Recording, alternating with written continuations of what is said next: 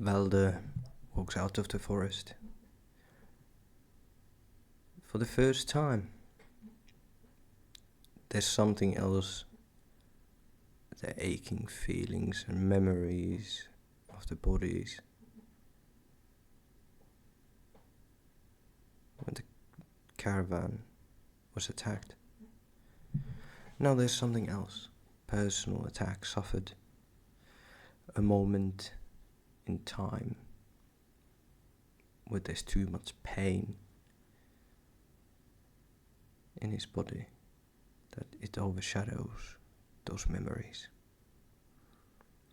When he walked into the forest, he didn't think it would be as bad. He thought the wolves would be relatively difficult to find. That did not end up being the case. In the end, the wolves found him first.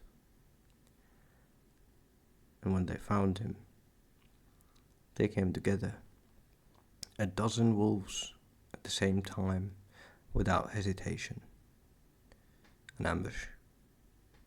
Again, in a similar situation, but he was alone this time, with simply his sword at his side.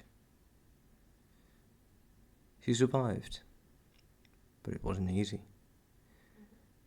Mostly he had to walk away, spin around, keep the sword moving, to keep the wolves at an arm's length. Otherwise, what else could he do? There was a rule there to keep them away from him. If one got hold of him, a limb, the rest would follow soon. A scramble for survival. The wolves weren't particularly large. White and grey fur. Teeth were long, that he remembered.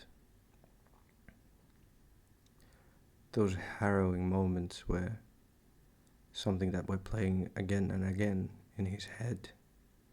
He was bleeding from several wounds all over his body. But in the end, there were 12 wolves dead. Now that he walked out of the woods, he had a follower. A small cub. The small cub had arrived soon after the slaughter, sniffing their mother.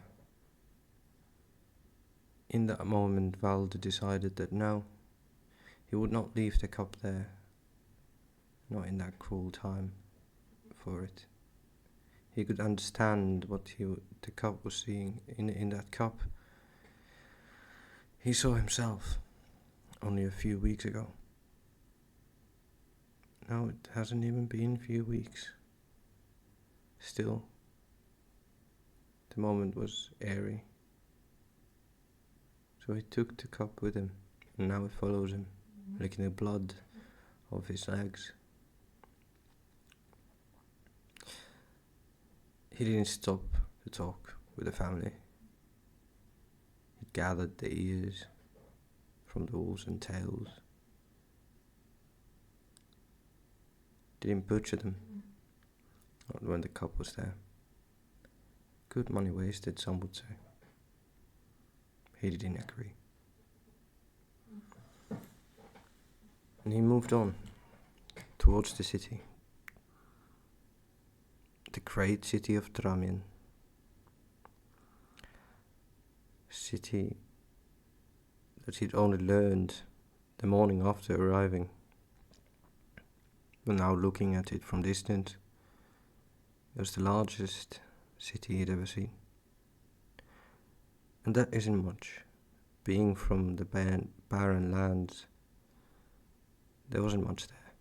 A few villages here and there, and that was about it. Nothing else to see, really. Nothing else to find. There's villages, farms, forests, plenty of creatures to kill and hunt. Life was simpler there. Sure, there had been some bandits and others that would take advantage of the weak, That meant he had work there as well. After leaving, there was so much more work than he could ever do. And the previous one was the end of the card work, for him personally at least. It simply didn't feel like the right fit anymore. So here he was, walking to a city with a wolf cub following him. At the gates, it didn't really bother anyone. He got asked a few questions, but that was it. No one seemed to particularly care that he was bringing a wolf cub with him, nor about the fact that he was covered in blood from head to toe. Some of his own, mostly from the wolves. Arriving at the hall of hunters, or a guild hall, it was called both, depending on the circles. Hall of the hunters was Valder preferred. It just seemed right. You were hunting after all. That was the whole purpose. After entering, he didn't have to wait for a long time. And soon, he was at the desk, giving away the wolf ears and tails as proof of the job complete. After payment, he returned to the tavern, got himself washed, cleaned up, ate, and went to bed. That's how the day ended. And that's how the next few days would continue. The only difference that now there was a wolf cub with him, following him anywhere where he was going. Every job he took, the wolf cub was with him. Where would he leave him after all? Leave him in the city? No. Someone certainly would do something unsavory. Maybe he was paranoid. Maybe he didn't trust people anymore as much as he had before. Regardless, he didn't trust people generally enough to leave the cub there. He didn't want to either. So he followed him.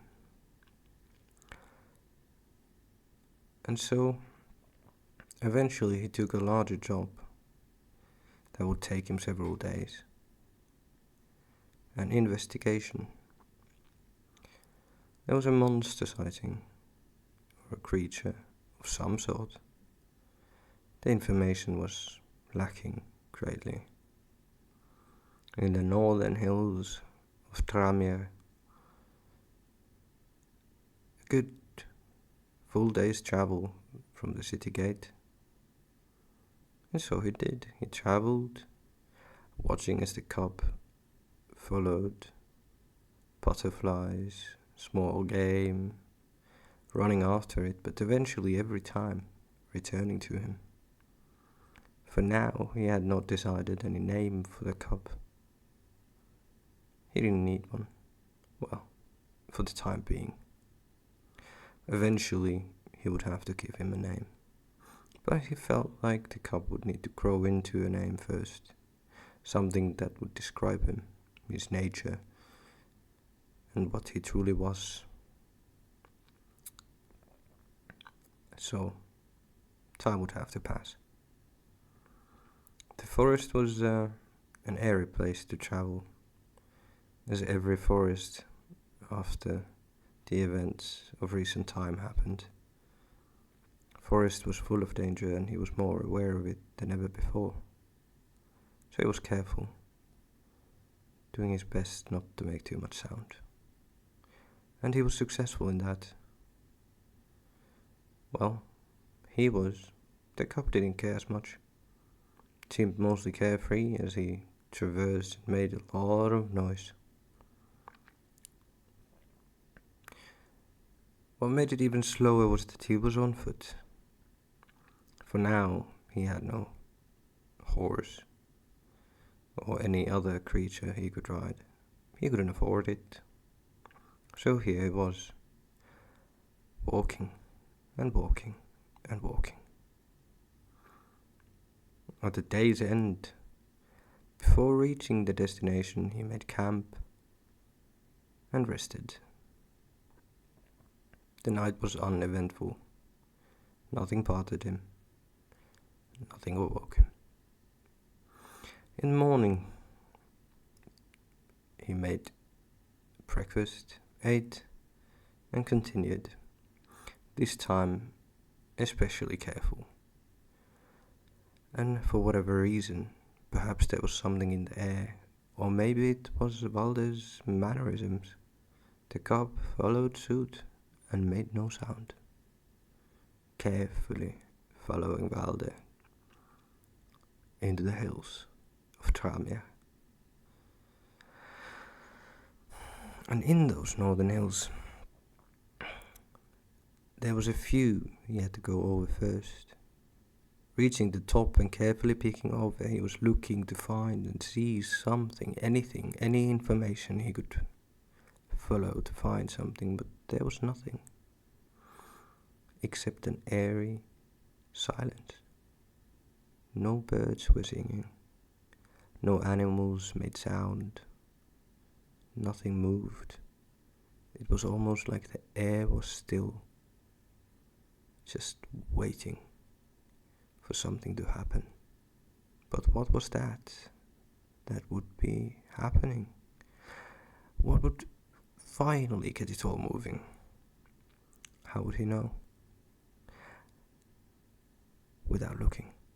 And so he continued creeping down another hill, slowly and carefully, reaching the bottom and starting to climb. No mistakes, no mishaps, slowly. Several more hills in a similar manner had to be overtaken, and he went over them successfully. He could see that the cub was getting impatient, the stress of the situation getting to it. But the cub persisted, and so they went on. It was an interesting moment when he discovered what it was that was sighted.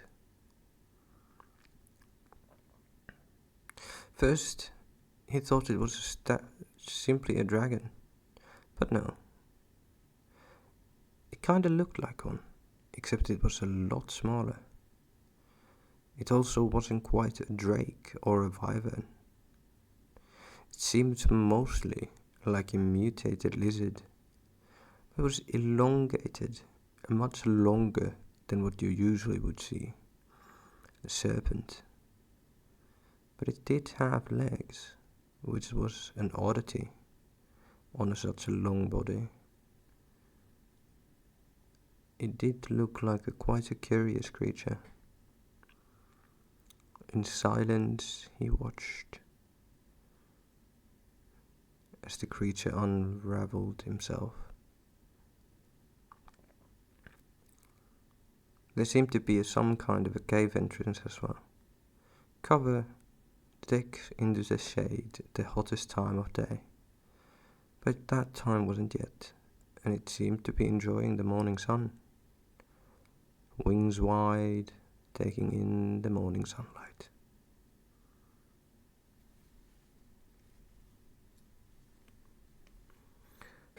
There was an interesting thing. Gruesome. There were bones everywhere. Different sizes. Some of them seemed to be from humans. Most likely anyways. Skulls. Definitely human skulls. Some of them. Mostly animals. Large ones too. Larger than you'd think. So, it wasn't one of those that would swallow them whole, like some snakes do. Some creatures akin to him. Bones were merely some form of sustenance. Perhaps they enjoyed the crunch of bones, but no, this one did not. He was careful not to be noticed. He was dressed, sweating, and shaken, in shock and unable to move. Eventually he forced himself. He would have to get out of there. That creature was not something he would be able to face. Not something he would be able to escape from if noticed. Not something he could beat, kill, or even injure probably. It was far beyond his pay grade, and this job was far more dangerous than he'd anticipated. A simple sighting, not graded dangerous at all, really. A simple investigation job. A little bit of a distance, he would be able to get away from the townsfolk and the city and the people. But no, here he was, in an incredibly stressful and difficult situation, watching down a hilltop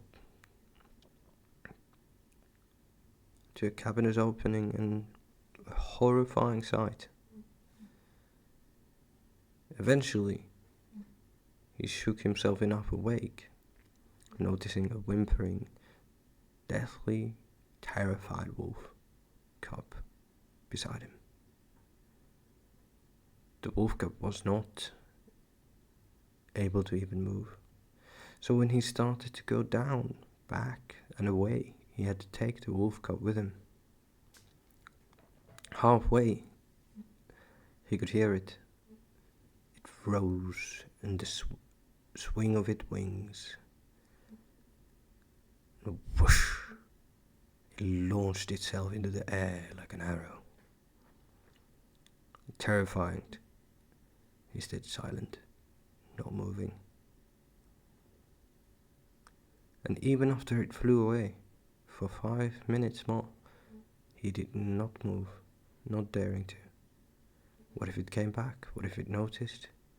He wasn't covered there, he wasn't hiding. The only thing that saved him in that moment was that it didn't bother to look back or around him, simply straight onwards.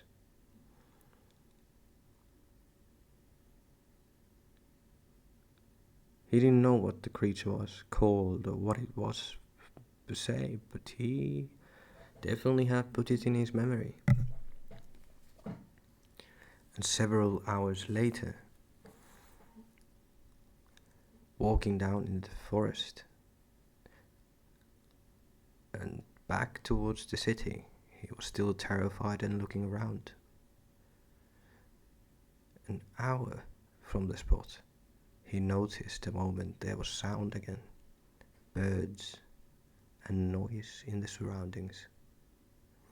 Until then, everything had been incredibly silent, like nothing moved, like there was nothing going on in the surroundings, no life. Finally there was, and he let himself breathe again, a little bit, just a tiny bit. He would need to come back here, he knew it.